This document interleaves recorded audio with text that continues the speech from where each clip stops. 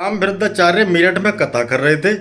इस दौरान उन्होंने कहा कि पश्चिमी यूपी आकर ऐसा लगता है कि जैसे ये मिनी पाकिस्तान है। क्या कहेंगे आप इस पर? आपने बहुत अच्छा सवाल किया। और देखिए, राम गुरु एक मजहबी बात कर रहे दिमाग वो करनी चाहिए जो अपने मजहब के मुताबिक हो, लेकिन ऐसी बात कहना कि ये मेरठ आने के बाद पाकिस्तान लगता है, एक जिम्मेदार आदमी को और एक गुरु आदमी के लिए ये अल्फाज मुनासिब नहीं। पश्चिमी उत्तर प्रदेश में हमारे हिंदू भाई भी रहते हैं, मुस्लिम भाई भी रहते हैं, सिख भाई भी रहते हैं, ईसाई भी रहते हैं, दलित भी रहते हैं, और मैं ये देखता हूँ सब मिलकर रहते हैं।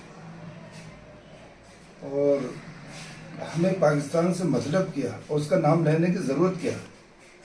हमारा कोई ताल्लुक़ पाकिस्तान से नहीं, हमारा मुल्क तो हिंदुस्तान है। और यही की बात करनी चाहिए, मोहब्बत की बात करनी चाहिए।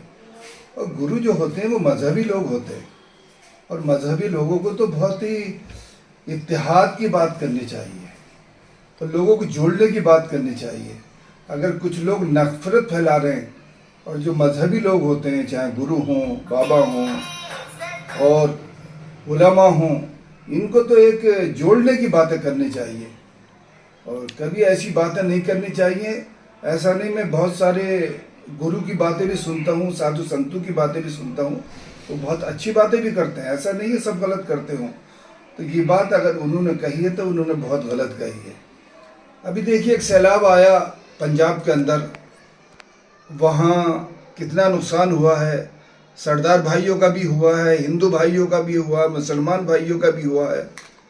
और उसके अंदर जो मदद की है लोगों ने, हिंदू भाइयों ने मदद की और हमारे मुस्लिम भाई उन्होंने भी भरपूर मदद की। क्या उन्होंने कोई कुछ कमी की? और अल्लाह ना करे हिंदुस्तान में कहीं कोई भी मुश्किल वक्त आएगा किसी इलाके में भी, मैं ये बात कह रहा हूँ एक जिम्मेदारी के साथ अपने इलाके की, कि हम सबसे पहले आएंगे। चाहे अगर मुस्लिम हजरात के पास आवे, हिंदू भाइयों के पास आवे, सिख भाइयों के पास, मैं बस अल्लाह से दुआ करता हूँ अल्लाह सबको अमन के साथ रखे।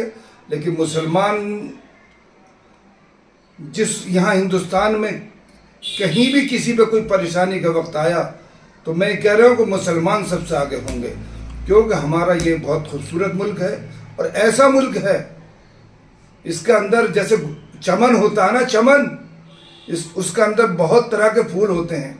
गुलाब का भी होता है, बेला का भी होता है, उसके अंदर चंपा का भी होता है।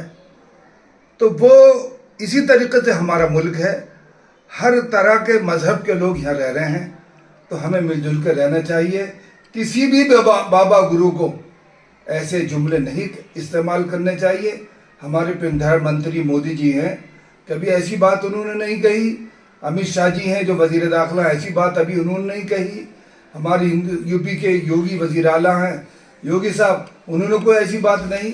मैं उनसे गुजारिश करूँगा जो इस किस्म के लोग, चाहे वो किसी मज़हब के भी हों, हिंदू मज़हब के हों, मुस्लिम मज़हब के हों, सिख मज़हब के हों, अगर समाज के अंदर तोड़ पैदा करना चाहते हैं तो उनकी सरजनिश की जानी चाहिए।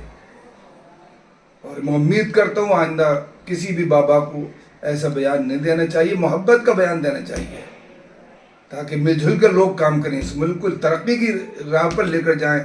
आज देख रहे दूसरे मुल्कों में क्या हो रहा, पाकिस्तान में देखिए, बांग्लादेश में देखिए, अब नेपाल में देखिए क्या हुआ। और हमारे मुल्क में अभी ये बात नहीं है, लेकिन जो लोग इस मुल्क का ऐसा कराना चाहते हैं, मैं मुस्लिम भाइयों से और हिंदू भाइयों से कहूँगा कि जिस मोहब्बत से और प्रेम से रह रहे हैं उसी मोहब्बत और प्रेम से रहे। मेरा भी राजस्थान एक हफ्ते का मेरा 10 दिन का वो दौरा हुआ था पिछले महीने, तो मेरे रात को मैं एक जगह खड़ा था जंगल में, तो 10 किलोमीटर एक हिंदू भाई मुझे छोड़कर आए थे।